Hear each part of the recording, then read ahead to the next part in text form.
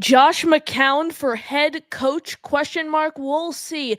A ton to talk about regarding the Jets head coach and GM search. We'll dig into that and much more, all coming up here on a Thursday edition of NY Flight Jets Talk.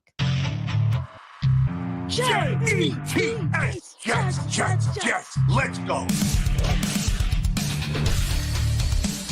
Jets wide receiver Wesley Walker. Wesley, how you doing today?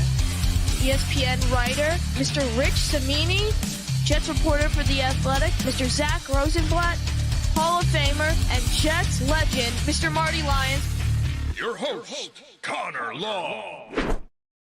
Hello everyone, and welcome into another edition of NY Flight Jets Talk. I am your host, Connor Long, and Jets head coach and GM search. It's in full swing. Josh McCown for head coach. The rumors are starting to emerge. Aaron Glenn has skyrocketed up some fans' boards there for the next head coach after he declined an interview request with the Patriots. So I think Aaron Glenn, I've pretty much stood pat there. I think Aaron Glenn is going to be the next Jets head coach. We'll dig into that and much more, all coming up here with our guest, Rami Lavi of the Believe Network. But everyone, smash the like button. Make sure you are subscribed to the channel. Every membership you gift gets you a ticket into our raffle. And I'm happy to announce the three prizes actually we're giving away. First is a Garrett Wilson signed mini helmet. So be sure to gift some memberships for that. A Wayne Corbett signed football, a free item from the merch store, and a custom channel emoji. So I appreciate all of your support here on the show. But let's bring in our guest for today's episode. He covers the team for the Believe Network, and he's a part of WFAN, our guy Rami Lavi. First-time guest here on the program. Rami, what's going on? Happy to be here, Connor. Obviously, I first started following the page when I saw you go viral with Rich Eisen. So really cool stuff. Been following ever since. You do a great job. Appreciate it, Rami. Super great to have you on. Now, I guess where I'm really going to start here is the head coach and GM search, because that's pretty much been the talk of the town. Where are you kind of leaning right now? Are you for potentially bringing in a younger, innovative offensive mind? Are you prioritizing experience? What are you really prioritizing as the Jets sort through all these candidates here? Well, the thing I want is offense. I think everyone wants an innovative offensive mind. That's where you look at the successful coaches around the league. That's where the game seems to be headed. But the problem with the Jets is any kind of young, like you said, mind. Yep. I don't know if that works. The situation the franchise is in, you need a guy who's going to come in, command respect from the room, and command respect from the owner too, and say, hey, I'm running the show now. I could be the face of the franchise. Whether they decide to bring Rodgers back, whether they decide to move in a different direction, whatever it is, you need to get in front of those guys, the players, the coaches, everyone else in that building, and basically say to the young players, to a Garrett Wilson, to a Sauce Gardner, to a Breece Hall, Jermaine Johnson, you guys want to be here. We're building something here. We have a lot of good young talent. Stay here. Don't be looking for a trade or anything. Look at the owner and say, all right, you go do your thing. You write the checks, but let me do my job. You need someone who commands that kind of respect. Obviously, Mike Vrabel would be the guy for that, but that's gone out the window as he's going to go to New England. The only guy that checks both those boxes, that's an offensive mind and also can command that kind of respect, well, the Jets aren't even interviewing him, and that's John Gruden. Yeah, for sure. Gruden's a really interesting one because look at what he did. Obviously, he has a ton of head coaching experience with the Buccaneers and the Raiders. Something I find interesting is once they fired him or he resigned after those rumors started to emerge about him in those emails, interim head coach Rich Bisaccia, who came in, they ended up going on a run there after what was a sluggish start to the season. They ultimately crawled their way into the playoffs. So I think that's something interesting there. But why not give John Gruden an interview? The Jets have interviewed so many head coach candidates. I think 14 they've either scheduled to interview, requested to interview, or have interviewed. And you're talking about Rex Ryan, Ron Rivera, all these guys, Darren Rizzi, the Saints interim head coach. Speaking of Rex Ryan, I think that's where I really want to get your thoughts. Just, I'm assuming your childhood, when you were my age, Rex Ryan was the head coach of this team. And I'm sure there's so much nostalgia there, so many memories, but I could go on why I think Rex Ryan shouldn't be the next Jets head coach. Are you for a Rex Ryan reunion in Florham Park? It really depends what the other option is. It really depends who the offensive coordinator is. Those are the two answers. Because like you said, I remember Rex Ryan, the championship game, Rex Ryan, but I'm also old enough to remember the years after that, which were disastrous. Start with the team quitting on him down in Miami, and then moving on to the following years in Buffalo. So again, Bilal is a huge proponent for Rex Ryan. He obviously played for him. Rex drafted Bilal. So But Bilal wasn't there for any of the success. The first year he was there was the year they Nope. were 8-5 and then lost 3 in a row to close out the season. So he loves Rex Ryan. I think if he would be that CEO type, immediately he becomes the personality, and all of a sudden he commands respect. He also has this kind of arrogance, cockiness, whatever you want to call it, but just a real kind of I guess arrogance is the best word for it. That this team is confidence is the word I'm looking for. Confidence that he would give the team. But then who's running the offense? Who can you bring in there to go alongside with him? And to go back to what you said about John Gruden, I don't think any team wants to go near that right now, especially a team that, is buddy with Roger Goodell. They don't want to upset him. I'm sure Goodell doesn't want people bringing him in. So I guess that's the answer why I haven't seen him listed anywhere as a potential head coach candidate. He hasn't. So, that's the answer I would give you. As far as Rex, again, if you're telling me it's Rex Ryan versus, I don't know, Ron Rivera. Darren Rizzi, Yeah. Take Rex Ryan. But he's not too high on my list. I think there are other candidates that I would take over them. Yeah, Rex is a really interesting one. I know fans are going to have all these memories, but, I think it's easy to get hung up on what he did for this franchise. And he did great things overall. We can't deny that. Back-to-back AFC championship games, that unforgettable run. It's the most success they've had in my lifetime. Exactly. But then we can't forget the lows that, the 4-12 season, going into Buffalo, 2 years, not being able to make the playoffs with a stacked roster, hasn't been in the league for 9 years, had no offensive stability when he was with the Jets or the Bills. And now we're looking, Rami, at 10 plus years ago. So how is he going to adapt, bring in the right offensive mind to suit a younger, innovative offensive unit, really? So yeah, and it goes beyond that. If you're looking at developing a quarterback, who's going to develop that quarterback? He didn't do a good job. Objectively, did not do a good job with Mark Sanchez. Mark Sanchez could have developed and become a better quarterback, I think. So if you're looking at whether it's Jordan Travis, someone in the draft, whoever it is, who's developing that quarterback? And the other thing is, because Rex Ryan, I mean, he's a member of the Johnson family. We don't need another Johnson kid calling the shots here. So if Woody comes to Rex and says, do this, do that, you kind of get the feeling that Rex is just going to cater to everything that Woody wants. And I don't think that's a healthy way. I think we need to separate from that finally. I don't know if it will ever happen no matter who the coach is, because clearly with Douglas and Saleh, they weren't allowed to do their jobs properly. So I'm not sure if that's ever going to happen, but I think you definitely decrease the likelihood of that happening if you hire a Rex Ryan, who all of a sudden is just going to answer to Woody. And by the way, that might be a reason for Woody to hire him. Now, one more thing there I want to add to Rex Ryan. I think if he's the head coach of this team, Tyrod Taylor's the quarterback. They had that relationship. I would guess so, yes. Over in Buffalo. Rex has said nothing but great things about Tyrod, and I wouldn't mind that. I don't want Rex Ryan, but if you wouldn't mind it, but what's the most number of games he's played in a season as the starter? 7? So that's why my plan right now is I either want to draft a quarterback, maybe take a Jackson Dart in the second or third round. You have Tyrod on the roster who's going to start, or you don't want to take a quarterback whatsoever. There's so many veteran options you could bring in to battle it out with Tyrod. Even if you want to go kind of the younger route with more upside, Justin Fields is available. And then the older route, there's Andy Dalton's, Jacoby Brissett, Taylor Heineke, Marcus Mariota, a lot of guys out there. So that's where my plan is right now. So, Aaron Rodgers does not come back under any circumstance if Rex Ryan's the head coach. Mm-hmm. He said it on Sunday, Rami, on ESPN NFL Countdown with Mike Greenberg. So I think if Rex Ryan's the coach of this team, I really think Tyrod Taylor's the quarterback. Speaking of nostalgic figures, Rami, our guy Connor Rogers of NBC Sports and SNY listed a nostalgic figure in Josh McCown as a dark horse candidate for the team's next head coach job. And I'll say this, Rami, when I first heard it, I was opposed to it. I'm like, a quarterback's coach with the Minnesota Vikings who has no coordinator experience whatsoever coming here to be the head coach of the Jets? No, thank you. But I did some more research today, looked into it, and I said, if you put the right staff around him, coordinators who have head coaching experience, you can sell me on it. He might only have 2 years of quarterback experience, but he was a journeyman quarterback, 18 years in the league. He's worked with a ton of different quarterbacks as a player, and now look at the resurgence Sam Darnold's having in Minnesota. 3 names, actually, I noticed he was connected to. One on the offensive side of the ball, Doug Peterson, who was just canned in Jacksonville. Veteran play caller. You could bring him in to be the OC. Matt Pettin. He's the linebackers coach and assistant head coach with the Vikings right now. He was the Browns head coach. Obviously, there wasn't a great run with the Browns. I think he went 7-10 his first year, 3-13 the second. But again, he's a defensive mind who has experience calling plays. If you remember, he was the Jets defensive coordinator for a handful of years when Rex was the head coach. And Lovie Smith is another one. A ton of head coaching experience.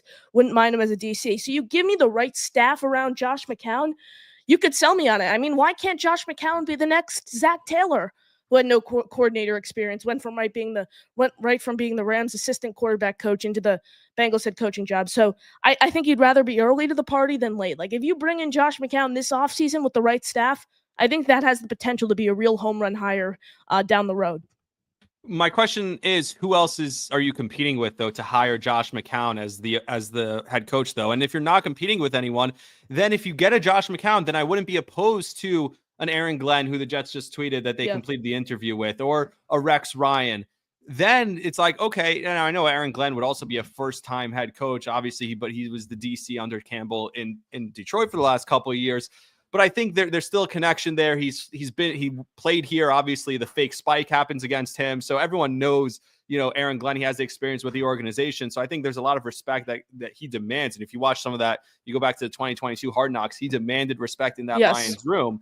So I think if you're going to go with an Aaron Glenn or a Rex Ryan, then I think the perfect OC is a Josh McCown. So if you're not competing with anyone else to give him a head coaching job, then why jump the gun? And by the way, if you get a Rex Ryan, how old is he? 63, something like that? 64, I think. Yeah. Yeah. So you get 64. Rex Ryan, and then Josh McCown can come in as the OC, and hopefully, if it goes well for a couple of years and he doesn't get poached by anyone else, he's the successor to Rex Ryan. I don't have an issue with that. You know what I mean? Yeah. So I don't see why you would jump ahead of other options if you're not competing with anyone.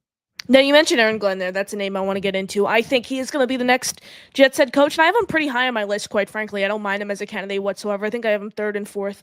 Vrabel's obviously one, Flores two. Maybe you throw a Joe Brady potentially ahead of him, but a ton of experience with the Jets. 8 years, first-round pick, 1993, return to the organization 2 more years after his retirement as a personnel scout. You mentioned it. Fiery personality reminds me a lot of Herman Edwards, who, you play to win the game. That is Herm's, most famous quote. So reminds me of Herm Edwards there a bit. Thoughts on Aaron Glenn overall, and how do you view him as a candidate? You mentioned him being a first-timer. Would you be necessarily opposed to bringing him in? Where do you have him ranked right now? Again, he's another guy that I'm not opposed to. No, because I do think that he knows the organization. He's climbing on the rankings, and it seems like a lot of buzz is going towards Aaron Glenn, right? Him turning down the New England job, people seem to be like really into that. Yeah. Wow. Why would you turn it down? Especially if you're trying to take the Jet job. If you're trying to take the Jet job, I understand you probably think, hey, this is a sham. This is a waste of my time. I know they're hiring Vrabel. But if you think you're taking the Jet job, go in there and learn everything you can from the Patriots in that interview and bring it to the Jets if this is the job you think you're getting. So that doesn't make so much sense to me that you would turn down an opportunity to look under the hood of a team in your division that's been the team that's run the division up until a few years ago when Buffalo took over. So I don't understand that. I don't understand why Jet fans are excited over that. You know what I mean? Like anything to say, screw the Patriots, I get. Fine. You want to throw the double birds up to the Patriots. Fine. But to me, he's middle of the pack. Like, again, a name that a lot of people are saying now recently that actually kind of makes sense. And my friend at WFAN Fleegs talked me into this. He's one of the smartest Jets fans I know. And he said Matt Nagy, which makes sense. Like, I'm like, wow. I mean, if you look at the numbers and the success, what he was able to do with Trubisky, should have won a playoff game if they don't have the double doink. Yeah, exactly. So I was like, oh, maybe that does make a little bit of sense. He's an offensive mind, went back and worked under Andy Reid. So maybe there's something there. Now, obviously, you could look at anyone who's worked under Andy Reid and just be like, well, it's Patrick Mahomes. You know what I mean? Exactly. So, I would be, if he comes with Patrick Mahomes, sure, he'd be successful. Without Patrick Mahomes, who knows? That's always a question when you have a great quarterback. But we've actually seen him as a head coach. I don't remember his personality enough to tell you that he'd be the personality I'm looking for. Come in, command a room, all that stuff that we talked about. I do think Aaron Glenn can do that. And so, again, it would really depend on who the offensive mind. If you told me they got the combination of Glenn and McCown as kind of like, hey, Glenn's the head coach, McCown is the assistant head coach / OC, I wouldn't hate it. Yeah. Now, what about Glenn and Tanner Engstrand? That's an interesting combo. Engstrand currently serving as Detroit's passing game coordinator. He seems pretty much poised for a promotion this offseason if he's not promoted in Detroit, if Ben Johnson were to take a head coaching position again. Another first-timer, but has some upside after what he's been around the past few seasons. Well, it'd be really interesting to see if Detroit, if he wants to leave Detroit, where it'd be the same job, right? He'd get the OC job in Detroit, I'm assuming. Potentially, yeah. Yeah, but if he's the top candidate to get the OC job under Ben Johnson, and again, look, there's a lot that the way people talk about Ben Johnson, and who knows? I don't know. I think Ben Johnson, a lot of people have said this, is going to Jacksonville. That's just personal opinion. But if you're trying to get like that young coordinator type, that offensive mind type, then I would go with a Cliff Kingsbury over any of those guys. I heard a great story about Cliff Kingsbury. I don't know if you heard this. I think it was on the Peter Schrager podcast, and I've told this now on WFAN and another podcast. So I've said it a million times, but I've probably said it more times than Peter Schrager said it. I think he said it just once. But there was a story where when he came in to DC with Jaden Daniels, he called Jaden Daniels in and he said, hey, what are your favorite things to run? What are you most successful at? And, just give me a couple of plays. And obviously we saw the Jaden Daniels clips from Hard Knocks with the Giants, where he's very confident also Exactly. about, what are you going to do on this play? Throw a touchdown, right? So he's very, there are some of his favorite plays that he loves. And the first day of installs, when they got the whole team there, the first plays that Kingsbury installed into that offense were the plays that Jaden told him he was comfortable in, which just shows me that he's learned from his time in Arizona that now he's going to coach around what the players do best. And that's a really great head coach quality for a guy like Kingsbury. So I think he's the next guy. And I think he's going to Chicago, if I had to guess, because obviously he's worked with Caleb Williams. So that would make sense to me. But again, if you're looking for that offensive mind, it's another guy that why go Josh McCown when you have a guy like Kingsbury who's been a head coach. You feel like he's learned from his mistakes in the past and he could come in here and command respect at the same time. It's weird. There's not a ton of those great minds / big personalities on the offensive side. So I don't know where they go. Like I said, my number one is Gruden. Vrabel, I think you could get a good enough OC that it would make up for the fact that he's a defensive guy and he's such a CEO type that it makes up for anything, but he's going to New England. And so that kind of leaves you with a bunch of like options where if it's not those two guys, you're just kind of like, about it. By the way, as a Jet fan, I'm going to talk myself into anything because by the time next season comes around, we're just going to talk ourselves into whoever it is. And the draft's going to be good. And people are going to start talking about how, Jordan Travis would probably be the top pick in this draft. If he was coming out this year, he'd probably be the top pick. So I don't know, and then we go from there and we set ourselves up for disaster after winning the offseason. We could win back-to-back offseason championships because we're now, I think, 3 years running that we've won the offseason. Yeah, I will say this, Rami, about Cliff Kingsbury. I have been a huge fan of Kingsbury since the day they fired Robert Saleh. I was clowned for it immediately by so many people. Now they're like, well, Cliff Kingsbury might actually be an okay idea. Well, Rich Samini reported earlier today that Kingsbury really has no interest in the Jets. That's why they haven't requested to interview him. He's being paid with the Cardinals in their head coach position through 2027. Right, so he could be picky. Yeah, and he told ESPN's John Keem, quote, it would take a lot to leave this kid, referring to Jaden Daniels. Keem reported that earlier today as well. So Kingsbury, I think, is a quarterback guru. He's worked with so many different names at the pro and college level: Johnny Manziel, Patrick Mahomes, Caleb Williams, another one, Kyler Murray, Jaden Daniels, just to name a few. Like, he's worked with so many different guys, has the history with the Jets. He interviewed for the job in 2019. Ultimately, Gase landed that job. So Kingsbury would be at the top of my list, but unfortunately, he really has no interest in this job, which is unfortunate. I think mostly because, first, we don't have a quarterback. Like, if they... I think maybe if Justin Fields was on this Jets roster right now instead of the Steelers right now, maybe that opens the door up a little bit more for Kingsbury being interested. Because I think Kingsbury with Justin Fields could be really exciting just because Kyler Murray, Jaden Daniels, both have a similar skill set to Justin Fields, You bring Kingsbury in, and then Washington's assistant head coach and pass game coordinator Brian Johnson, who's the play caller with the Eagles last year. You bring those two over, have them work with Justin Fields. I think that could be golden. But unfortunately, I don't think we see any of those guys here in Florham Park. Next year, everyone smash the like button. Make sure you are subscribed to the channel. Appreciate your support. Calling the show. Pin comment in the chat. Keep your questions going. Rami and I will be sure to get to every single one, and every membership you gift gets you a ticket into our raffle. Appreciate all of the support. Now, Rami, this is something I made earlier today. I want to pull it up on the screen here. Let's see. Where are we?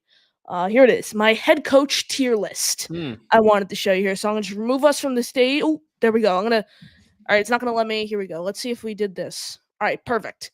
This is my head coach tier list. Based on what you said about Rex, I don't know if you're going to agree with me here in his placement in the F tier, but in my A tier, I got Brian Flores, Mike Vrabel, Aaron Glenn. B tier, Joe Brady, Matt Nagy. C tier, Darren Rizzi, Arthur Smith, Josh McCown. D tier, Vance Joseph, Ron Rivera, Bobby Slowick. F tier, Steve Spagnuolo, Brian Greasy, Rex Ryan. I'll go through everyone. I mean, the A tier is pretty much self-explanatory. We broke down everyone. Joe Brady, I think the reputation that he kind of receives is Well, congrats. He figured out the juggernaut that is Josh Allen. But no, you look at Josh Allen's numbers in the Bills' offense. The Bills' offensive unit as a whole before Brady got there are significantly lower than what he's done so far over the past year and a half. And Matt Nagy is another interesting one. You spoke about him and how another Jet fan talked you into liking him. If you think about it, he gets a bad rep, but he checks a lot of boxes. Head coaching experience, one coach of the year, has a winning record. But he brought a team you mentioned in the playoffs with Mitch Trubisky. Now he's returned to Andy Reid, the coaching tree that he originally came from. Obviously, with the Eagles, where he started off with Reid, he was the Chiefs quarterback coach just a few years ago before he went to Chicago. So he's in my B tier for me. Darren Rizzi. He's an interesting one. You spoke about him. You're not very high of him. Here's what I think. He's a special teams coordinator, so it's hard to evaluate him. But hey, you look at John Harbaugh was a special teams assistant. Bill Cowher, Bill Bell. It's just so hard to judge these special teams guys, but he inherited a really poor situation in New Orleans, went 3-5 the remaining 8 games, and he was known to come in and establish a culture right away. So that's one of the reasons I have him there. Arthur Smith is another one I think gets a bad rep. 9 games under 500 as a head coach, 3 seasons with the Falcons, 7-10 all 3 years. And just that face he makes on the sideline, he just looks so confused. Look, I mean, clock management decisions, which, by the way, 50% of the league can't seem to figure out, which is crazy. But yeah, go ahead. Yeah, no, he had when he was the head coach of the Falcons, 2 of the years, Falcons were dead last in penalty yards allowed. So there's that discipline aspect there. Look what he's, I know their offensive unit has kind of slowed down as of late, but Russell Wilson overall has had a bounce back type season. Josh McCown, we spoke about him. You bring in the right staff.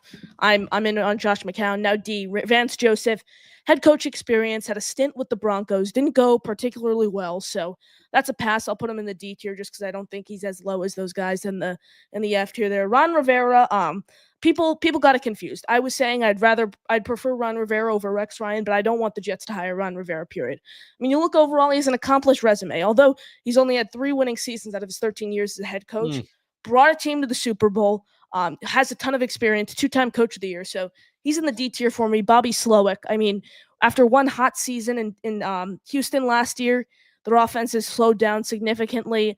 It's safe to say I think C.J. Stroud's play has taken a step back, so he's in my D tier. I think he could benefit from staying in Houston for a year or two. Now, F tier, I know I'm going to get a lot of flack for this one. Chiefs defensive coordinator Steve Spagnuolo. Guys, we can't forget his first head coaching stint with the St. Louis Rams. Awful. I think he had 10 or 11 wins over 3 seasons there, including a 1-15 year and a 2-14 season. So stay away from Spags. Brian Griese, 49ers quarterback coach, son of Bob Griese. Simply don't think he has enough experience. Pass. Rex Ryan, I outlined all the reasons earlier. Pass. Rami, thoughts on that list? I like it. I would say the only thing is, and the winning season thing is really interesting for Rivera, but I would think a little bit higher of Rivera. Okay. Only because of where this franchise is right now. And he's dealt with a crazy owner, obviously. Yeah. Twice. He's dealt with it in Carolina. He's dealt with it in Washington. They both sold the team.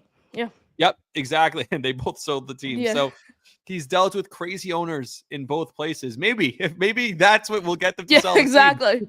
You bring in Ron Rivera and he's somehow gets all the dirt out of there. He's made the best of those situations and has some sort of comes with a lot of professionalism. I would say that as far as a football coach itself, I don't know. I don't love Ron Rivera. Again, Rex, maybe it's just my nostalgia, but I think he does bring a certain immediate credibility, and it depends who you put around him. If it'd be really interesting if he would never do this, but if he was the DC, I would love it, but I don't think he would ever do that. His ego wouldn't allow him. Yeah, if he was the DC/assistant head coach where you brought in someone younger and then you were like, hey, we brought in someone younger, but you're really going to help out over here. You're going to play a crucial role where it's like, hey, we brought in Josh McCown and now you're going to be the assistant to Josh McCown in the DC. He'll never do that. Oh. That's the only thing. And maybe I don't think he's in a place though. Like you said, his ego, if you made him the head coach and you brought in both McCown and I don't know, you want to say for some reason, one of these hot defensive names decides to leave wherever they are for a parallel role, a defensive coordinator job, right? And you said, hey, we have these 2 young guys, up and coming names underneath you. Try and figure it out. Maybe, but again, Rex isn't my top choice either. But if you're not getting Vrabel, you're not getting Gruden, you're not getting one of these veteran guys, I'm not sure how low you can put Rex. Yeah, my thing with Rex though overall, Rami, is like, what hasn't been in the league for 9 years. We broke all of that down, but why? The last job he interviewed for was the Cowboys DC job. Where are the other teams lining up to give No, Rex yeah. Ryan an interview? Again, if he doesn't get the Jet job, he's not getting a job. Nobody wants to No. hire him. So that tells you he probably should not be hired. You're right. Yeah, and I think if Rex Ryan's the coach of this team, it's a 2-year bridge thing where, you mentioned he's in his 60s, he comes for the next 2 seasons, and then boom, you hand it off. Maybe if you mentioned McCown comes in as an OC, you I'd groom love him, that. and he's the guy who Maybe who even comes Aaron into Glenn would take a parallel move and come to the Jets. I don't think so, but yeah. he's going to get a head coaching job somewhere this cycle, I would say. If it's not the Jets, I think he lands with the Saints. But Yep, if I I'm would Aaron agree with Glenn, that. I would take the Jets job if it's open. And the Jets are like, we want to have you, Aaron, and the Jets and Saints are battling it out. I'd take the Jets job 100%. Obviously, has a history with both organizations, but his Mhm. ties with the Jets run a lot deeper than Yep. his ties with the Saints. And also, the Saints are in cap hell. And as much as the Jets were awful this season, 5-12 year, we have to admit they still have a talented roster. You lock This in roster, you can't convince me this team No. can't win 10, 11 games next year. with the right coach, Mike Yeah. Tomlin, Brian Flores, Aaron Glenn. You can even throw Aaron Glenn there, coach of this team. They're competing for a playoff spot at home, Week 18 against the Dolphins. I mean, you if have a competent kicker too. Boom. put it this way, if Todd Downing's the play caller from day one and Robert Saleh doesn't get fired, they probably win 9 or 10 games. Yeah, it was just coaching and kicking really killed this season. So why would you want to go to New Orleans where their roster is pretty much skin and bones? It's barren. There's nothing there. You're in cap hell. I mean, no quarterback. By the way, I did this. I did this yesterday on my podcast. I'm curious, Yeah. like of the 6 openings, if you had to rank them.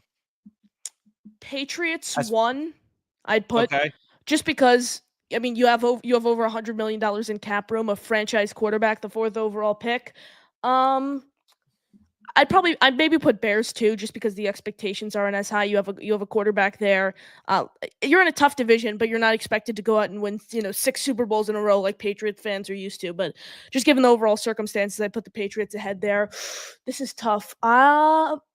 I'm going to put the Jets at 3. I'm going to put the Jets at 3 just because you still have a talented roster, and I think an appealing option there is you have the head coach and GM job opening. So that's my top 3 there. Speaking of head coach and GM openings, the Raiders who just canned Tom Telesco today, that's an appealing option. I think Rami, that's in a desperation move to try to convince Mike Vrabel to go over there with Tom Brady. 100%. I think a lot of Brady's inputs were there. So that's 4. 5, I'll throw Jacksonville. Still have Trevor Lawrence. Hasn't proven a ton. He's on this huge contract. Have a quarterback to work with. And then 6, I think, is the Saints. There's nothing to work with there. Cap hell. I think either them or the Patriots have the worst overall roster, but at least the Patriots, you have all that cap room. You have a quarterback and you have a top 4 pick. Like the Saints are picking whatever. I think they might be out of the top 10 actually. I don't know exactly where they are, but they don't have a high pick in this year's draft. So I'd say probably the Jets at 2 or 3. I think you could argue either the Jets or Bears for 3. I have them no lower than Saints 4, are number though. 9 in the draft. Yeah. Okay, so yeah, they're barely within the top 10. That's where how did that stack up against your list? So mine was different. I think the Jags are the best job because I think they just got a great young wide receiver. They have a quarterback that I think with the right coaching staff, like. But the GM, who's going to want to go work with that GM? That's the only problem, that you're handcuffed to a GM, which is the same thing in Chicago, right? You're handcuffed to a GM. Yeah, but their GM in Jacksonville is a lot worse than Ryan Poles is. Yeah, but still, you're handcuffed to Poles in Chicago, and then plus, even if you're good in Chicago, and how often has it worked for a quarterback on his 3rd offensive play caller in his first year, right? How often has that ever worked? And let's say you're great in Chicago. You have a great year. You win 10 games. You're still the 4th best team in the division if you win 10 games. Yeah, but the expectations aren't as high. I think that's the thing. Like, you're expected to come in with a GM who's already there and a quarterback that you didn't pick and save him and save the franchise, like a legacy franchise. I think the Chicago job, again, it's not in the Las Vegas, New Orleans territory, but I don't think it's the same. I don't think it's as good as the Pats, the Jags, and the Jets. I think the way I would list it is the Pats, to me, the way people obsess over Drake May, like, come on, we would know if Drake May was good. He's shown signs. I'm not saying he's going to be bad, but we would know if he was really. We don't know that he's for sure a franchise quarterback. We don't know if anyone's elite. Like, it's 1 year. What do you mean? No, yeah, you do. You know that Jaden Daniels is elite. You know that Bo Nix is elite. Well, I mean, he could be RG3 2.0. Like, we don't know. RG3. No, that was an injury. You know that CJ Stroud is elite despite a down year. Like, I think after a rookie year, you kind of know, and not always, but to say that Drake May is for sure a franchise quarterback, just it's a stretch to me. I mean, I think it's still. I'm going to disagree with you there. I think it's too early for this draft class to really argue. And before we get into the questions in the chat here, one more thing. Your point was for the the Bears job, why it's not convincing. You said, what was it? You said you have a quarterback who you're basically trying to save, who you didn't pick, and you're tied to a GM. Well, that's basically the same Same thing in Jacksonville. circumstance in Jacksonville. Yeah, Like no, you have a you're not wrong. quarterback In who just Jacksonville, signed to another plus, terrible division, and I trust that quarterback more. I've seen more from him. I mean, for number 1 overall pick, Trevor Lawrence is trending towards the bust category no matter We'll what. see. We'll see. But I think he's shown flashes. He has made the playoffs, and now they have one of the best young wide receivers in the game who you just took. Like, so well, that Drake May's shown flashes too. You said he's not a franchise guy, so like Who? it could go both. No, Drake May hasn't won anything. Now there's Trevor Lawrence. Yes, he has. He's made the playoffs. Okay, he's made the playoffs. He's played, 4 seasons in the league? Drake May's... Look at the Jacksonville roster when Trevor Lawrence made the playoffs compared to the skin and bones roster. I think you look at the Patriots roster, you have 4 legitimate starters.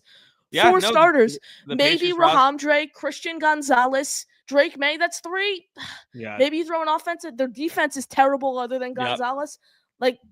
I think it could go both ways. That's where I am right now overall in the head coach search. Appreciate you all tuning in. Smash the like button. Make sure you are subscribed to the channel. Follow Rami on all social media platforms at Rami_Lavi. Let's get into your comments in the chat. Let's see. I got Wild Wave coming in. Chris Spielman or Mike Borgonzi will be our next GM. And then Kuka Lake says Chris Spielman is intriguing. Rami, intriguing to say the very least. He's with the Lions. He played, several seasons with them. He's a linebacker in the league, veteran.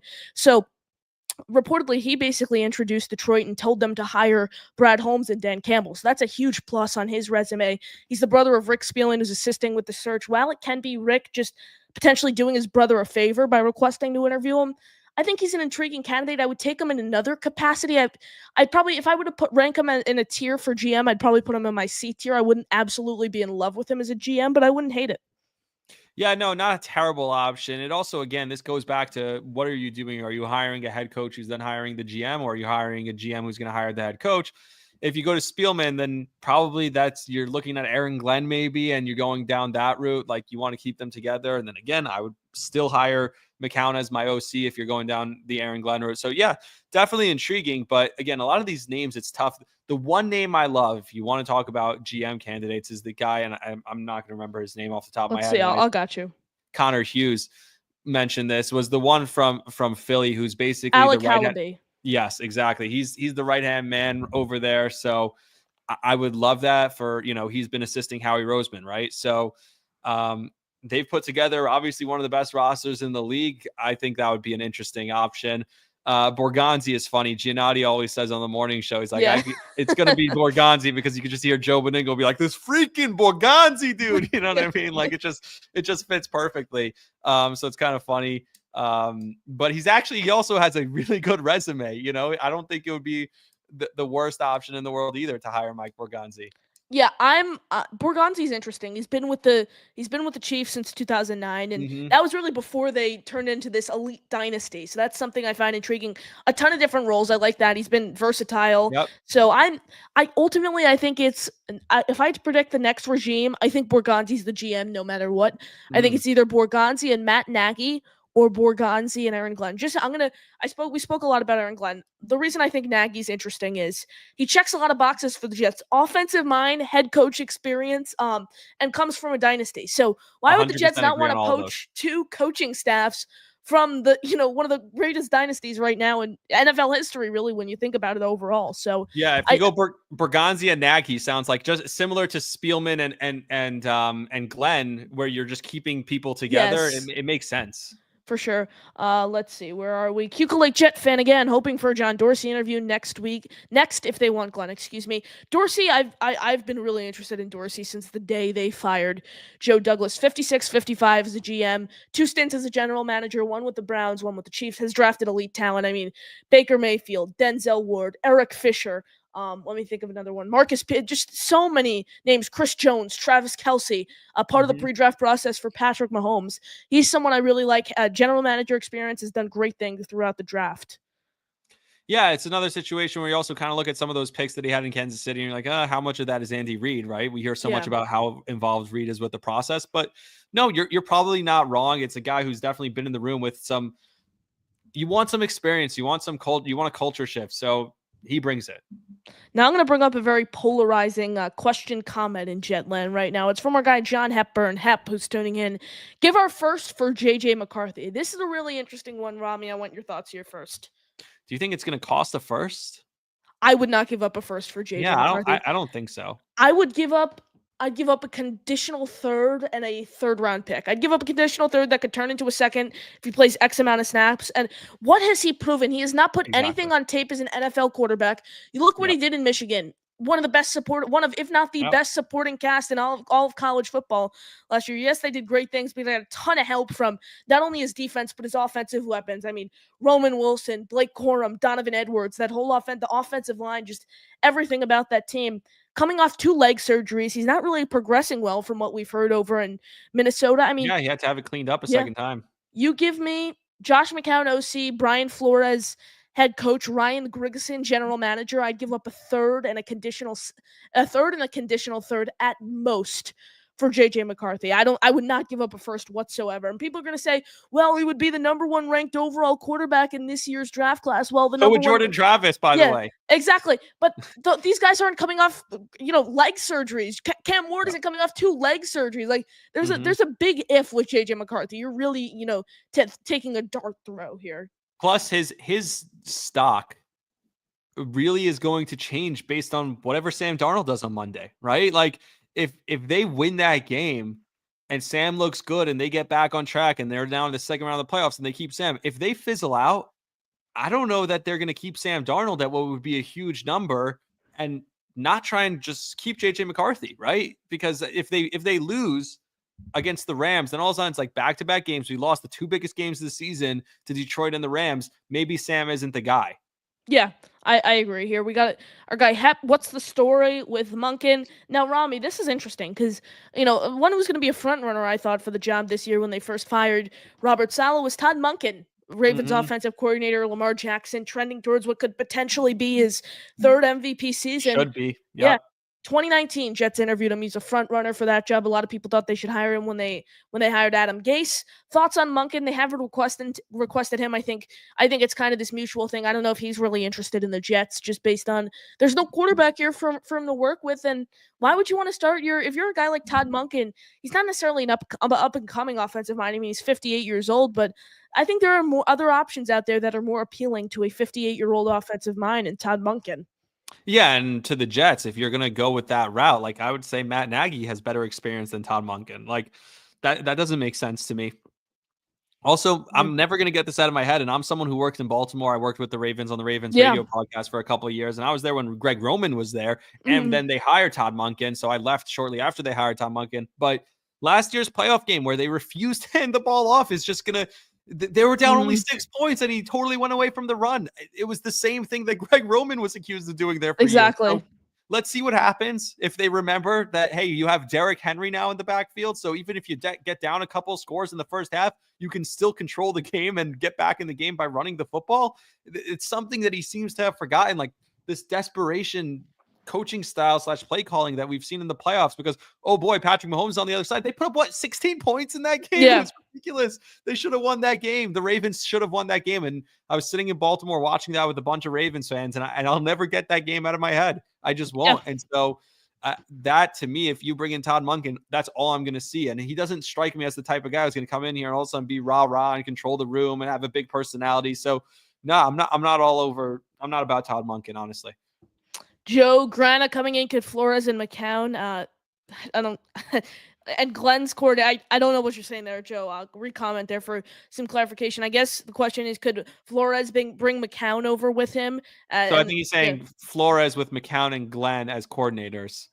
Flores and McCown with Glenn as Flores as the head coach with McCown and Glenn as coordinators. Well, you mentioned that earlier. I don't think Glenn is going to get a head coaching job. Yeah, so. I don't think Glenn would jump ship, but Flores and McCown, I think that's a really interesting duo. That's a good pairing. Yeah, I think if they want to really go experience, people have done it before. A really, really interesting combo could be Mike Pettin for DC. He's with the Vikings right now.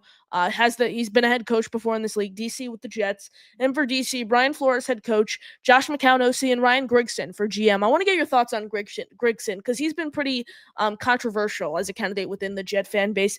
I think of him as during his time in Indianapolis with the Colts. The one knock with him is he wasn't able to really build an offensive line and keep Andrew Luck upright. Ultimately, Luck had to retire early, but the Jets pretty much have an offensive line built right now, which I find really interesting. He's a former executive of the year, has a winning record as a GM, and he's done the job before. I'm not opposed to a guy like Grigson whatsoever. And you talk about dealing with owners who can be tricky. I mean, Yeah. we know what happens there with Irsay in Indianapolis. So yeah, no, not a terrible idea. And that's the thing. A lot of these like GMs, you're not getting someone who's just zero experience and zero resume. That's for sure. So, as long as there's somebody who's there with a resume and somebody, they're kind of similar. That's the thing. So it really depends who they come with. Who's the quarterback they're coming with? What do they think? Are they going to be able to separate themselves from the owner? Because I think still of all the people on this list, probably the best option is still, Joe Douglas, which is crazy, like JD was a great GM, and it's just how much can you separate yourself from the owner? And maybe you don't agree. I think he was an excellent GM who got handcuffed by the owner and couldn't do his job. Well, it's really interesting because what we see in the media, especially the New York market, like it's hard to filter out what to believe and what not to believe. Ultimately, I think Joe Douglas did everything he could to put this team in position to win. But you talk about that offensive line. I mean, who built the O-line? He also decimated the defensive line too. So, like I said, you could go both ways with all this stuff. He completely decimated the defensive line. Yes, he hit on the Olu, but we can't even say he hit on the Olu pick yet. Quite frankly, I mean, Olu showed some flashes this season. I think Olu's the guy, and I hope he's the guy. But again, we can't say he's our franchise. I hope he is, but we can't indicate that yet. Tippmann pick he hit on, but you can only do so much. And you eventually have to win. That was my whole thing with this team when I was talking about this offseason. You can make all the big splashes, but you ultimately have to win. And Joe Douglas did not win. Right, and so that's why his firing was justified, because he didn't win. He didn't have the record to justify. He drafted Zach Wilson too. Yeah, that's true. That's going to be the one pick that did him in. But then you think about all the other things that he wanted to do and wasn't allowed to, or the things that he was forced to do. So again, I don't know. Again, I hear a lot of things from that perspective, and I choose to believe them because he's shown me enough where he found so many diamonds in the rough, whether you talk about a Quincy Williams, whether you talk about Bryce Huff, who they found, or Tony Adams, or some of these guys, Michael Carter late in the draft as a corner. So I choose to believe in Brandon Eccles, who kind of developed into a nice piece this year for them as an extra corner. Obviously Irvin Charles, what they have there with as a gunner, replacing a guy in Justin Hardy, who was there forever and really good. So again, to me, I've seen so many good things that he's done. And if you look at the offensive line that he built outside of the COVID year where everyone kind of screwed up with that pick, and Becton, I don't know, maybe if he was coached better, if he had a good offensive line coach, he could have been corralled a little bit more, because he looks okay in Philly, right? Yeah, but he's playing guard now. Like he wasn't in that. No, it's true. You're right. Role. You're right about that. But think about it. AVT and Tippmann. You have a good foundation, and Olu, that's a really good foundation for an offensive line. Yeah, but also like he did pick Mekhi Becton in the first round. He did pick Denzel Mims in the second round, excuse me. Like yes, he found good talent, but also we can't forget about the picks that he busted. Like, he had completely missed on. Like, he had some bad picks too, and who knows what happens? Again, you talk about Brees and Jermaine, and that draft is obviously his best draft. Yeah. But again, it's tough to really grade everything he's done. I think the DJ Reed signing, what a good signing that was. People didn't expect that. I think he was the most underrated Jet. Yeah. One of the best free agent signings, I think, probably since 2000. He was incredible for this team. Like, I'm a huge so good fan. In the locker room. Yeah. So just a great. But then, I mean, a lot of people are now saying, well, he quit in the locker room. Like, this whole team was in shambles. It's not like he did what Tyreek Hill did, after the Jet game and simply said, I'm out. He said, I'm testing free agency. Like, he's a free agent. And that's my whole thing, Rami. I think if the Jets... And by the way, if the Jets bring someone functional in, who's to say you're not going to bring back DJ Reed? Well, I don't know if he's going to want to come back, but my whole thing is if they don't win on Halloween and they don't suck us all back in, there's a chance DJ Reed was traded after that because the trade deadline was on Tuesday following the Thursday night night win. You lose, you're basically fully done from the playoffs. You flip DJ Reed. That Marshawn Lattimore package was very, very, very convincing. Then I wondered, well, what could have the Jets gotten from DJ Reed? So I feel like if they didn't have that glimmer of hope, there was a chance. Going back to Joe Douglas here, Rami, just before we wrap, talking about the picks he hit on and missed on.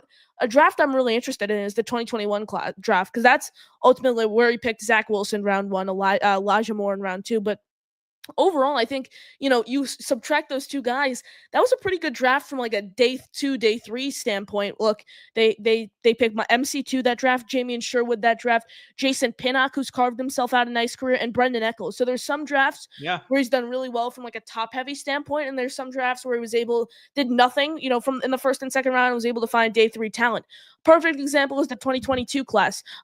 Sauce, Garrett, Jermaine Brees, and then Jeremy Ruckert, Max Mitchell, and Michael Clemens. All three of those guys, I think, will be cut at the end of the season. So I mean, Michael Clemens is the worst player in the NFL. It's not close. He is so bad. Yeah, I think all three of those guys will be cut. Rami, appreciate you joining us. You have time for a call here before we let you go? Yeah, let's do it. We got our guy, the Lane Train, joining us here on the show. Lane, what's going on? Oh, I'm good, Connor. How are you? Yeah, I'm doing good. Nice to hear. Nice to hear. Good. So anyway, the season's over. Yes. So how do you feel? I mean, I think that the Jets have to do better next year. Rami? I think they have to play better. No kidding. I mean, they definitely have to do better next year. The question is how. Yeah. Do you want Aaron Rodgers back at quarterback next year? Yeah, I mean, this is what I would do.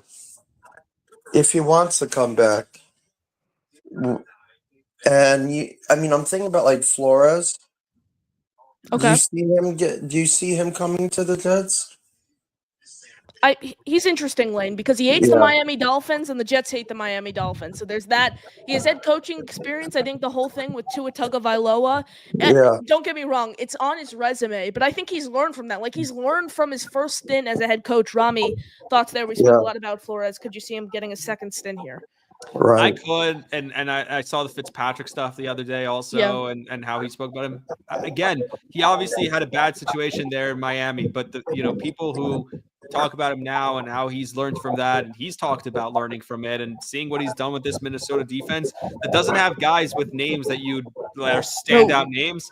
He's done an incredible job in Minnesota. He commands respect. He's a sergeant type guy who's going to come in and day one, hey, guys, he's going to tell Sauce Gardner, get social media off your, not saying you're deleting it, get it off your phone. Done. Yeah. You got to be done with that stuff. You got to be done leaking things in the media. He's going to command a room. And you know what? If guys can't handle that, if the 2025 athlete can't handle being coached like that, then goodbye. You know what I mean? Yeah, hit the road, Max Mitchell. Hit the road, Carter Warren. Yeah. So, yeah, I mean, and also, I mean, you have like college, I mean, you get like Knoble, all right? If he goes to the Jets, you're gonna have to pay a lot for him. But I don't see him going to the Jets. I think maybe the Giants, or he stays in college. You go after McCarthy, you see how he does it, okay? If he has it, the Jets have a good chance of playing well next year, going to 2020, like 6, because the Jets had the second pick. 7th pick, yeah, 7th pick in this year's draft. Lane, appreciate the call. You got any final thoughts? Yeah, and do you have any thoughts? Because honestly, I mean, for now you have a lot of playoff games starting up this week. Yeah, okay. Thank you for taking my call. Of course, Lane checking in. Great stuff as always. Our guy, the Lane Train, checking in with us here on the show. Rami, any thoughts for this weekend's playoff games, slate of games? Yes. So I like LA, honestly. Okay. Because I think Minnesota, I think last week was such a downer for them that it just, how do you come back from that? You know what I mean? So I think that's a tough situation that Minnesota's in. Let me pull the other games up here. I like the Chargers in that game. I think the Ravens are huge favorites. What was it? It was like 9.5 or something like that. 10. It's 10 right now. That's what 10.5. I think where the line sits. Way too much. I think the Steelers are going to keep it close. I think the Steelers will keep it close. I know they've had a rough past month of football, but Mike Tomlin's Mike Tomlin. He's been the Steelers coach for 18 years, hasn't had a losing season. When all said and done, I think there's a chance he just schemes the living crap out of John Harbaugh and what I would potentially describe as the soft Baltimore Ravens, especially what we've seen from a penalty yard standpoint this season. For the Bills, they have to that has to be a blowout for them. They Yeah. can't like soft launch their play. This has to be one of the best playoff games they have. And I watch out for Washington. I think Washington can win down in Tampa. I have Washington winning, but my thing with the Bucks right now is they ultimately snuck in at 10-7, but I think they're a lot better than their record is. They're a good team. Don't get me wrong. Tampa's a good team. I really like Baker, but I don't know. There's something sneaky. It's kind of a house money spot for Washington. I could see them getting frisky. Yeah, it's a really interesting slate of games coming up. I'm really interested to see what the Vikings do. I have them potentially going to the Super Bowl, as crazy as it sounds. Like you mentioned, they don't have the most talented roster in all of football, but they're a great coach team on both the offensive side of the ball and the defensive side of the ball. Here's why Flores works. It relates to what you're saying about Minnesota.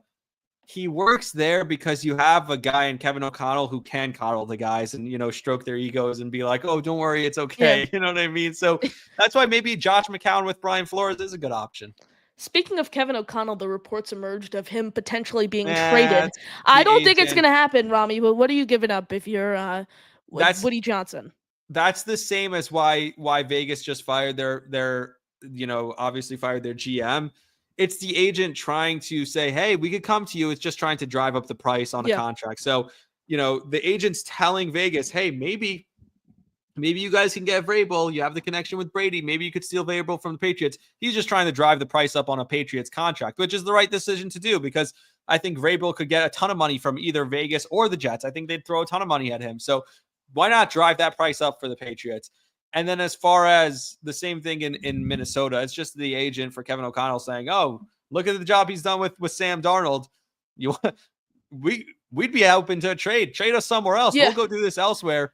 Basically pay us more money. Yeah, I mean, where the Vikings are right now, I think it's a great scenario. They basically went into this season, Sam Darnold starting looking at it as a rebuild year. 7-10 last year.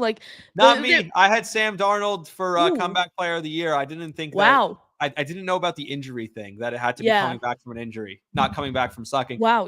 Last year, I believed in Sam Darnold too. I thought he was going to take over at one point. Ooh. My bold prediction going into last season was that Sam Darnold would be starting in the Super Bowl for San Francisco. And then they end up making the Super Bowl, but obviously with Brock Purdy. Would you trade Aaron Rodgers for Brock Purdy? If San Francisco signs him, I just thought of this today. If they sign him to a 4-year, $185 million contract. Without any cap ramifications, 1,000%, but it depends on how much the Jets are going to owe Aaron Rodgers, even if they deal him. Because that's such a great question. No, you're trading the contracts too. It's like, hey, you have to 1, take the cap hit. You have to take this big contract for Purdy. You have to deal with the contract now.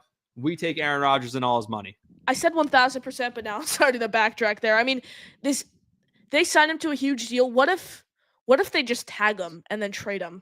I couldn't. Well, the tag is going to cost you like $60 million on the for 1 year. I don't know because the tag's more prohibitive than a long-term contract. Here's the thing, because look at the Giants. People said, oh, they should have tagged Daniel Jones and paid Saquon Barkley. Actually, because of the way they paid Daniel Jones, they were able to get rid of him after 2 years. Yeah, the thing with Brock Purdy, though, is I said it last year. He has all these shiny toys on the offense. Kyle Shanahan, one of the most innovative coaches in the league. You're not wrong. I'm just asking the question. And now look what he's doing when Debo's, playing some of the worst football of his career. Christian McCaffrey has been injured for weeks on end. They're not even making the playoffs. So it's tough because, again, I have to see what who's a better option at quarterback right now for the Jets. You could argue Tyrod Taylor, potentially Justin Fields. I would say but Tyrod Taylor's 33. Justin Fields is 26, 25. No, Justin Fields maybe, but he hasn't had close to the amount of success that Purdy has had. Now, well, he also hasn't had the right weapons, hasn't had the right coaching staff. I think Justin Fields with coaching. Yeah, go to the Giants. If I'm Justin Fields and the Giants, that makes perfect sense. Especially they're retaining Dable too. Yeah, Dable, that's the type of guy. Look at what he did with Josh Allen. Similar skill set, right? Similar issues and it's kind of funny that this year, you talked about it before with Joe Brady, this is the year all of a sudden Josh Allen totally cuts out the turnovers. Yeah. Like, because we talked about it so much where he learned how to, control himself a little bit with Dable. Maybe it would have happened with a couple more years of Dable, but Dable's gone now, and all of a sudden he completely eliminated the turnovers. It's kind of interesting. Really interesting scenario over there in Buffalo. Smash the like button. Make sure you are subscribed to the channel. Our guy Jerome comes in and becomes a member of the channel. Jerome, appreciate it. That is a raffle ticket for you. Every raffle ticket you gift gets you a ticket into our raffle. Prizes include Garrett Wilson signed mini helmet, Winkerbet signed football, free merch item, and a free emoji. So we're going to wrap up here soon. Rami, super happy to have you on the show. 56 minutes we did here talking about this team on January 9th. At least we were talking about it off air, but at least there's a head coaching search to talk about. And we're not something to talk about. Always something to talk we're about. We're not full gung ho on talking about the draft like we were last year here on January 9th. But Rami, really appreciate you joining me. Tell everyone where they could find you. And the final question here I asked to every single one of my guests I have on the program, 4 dinner guests, anyone in the world, dead or alive, who are you taking? 4 dinner guests, anyone dead or alive. Wow, it's a good one.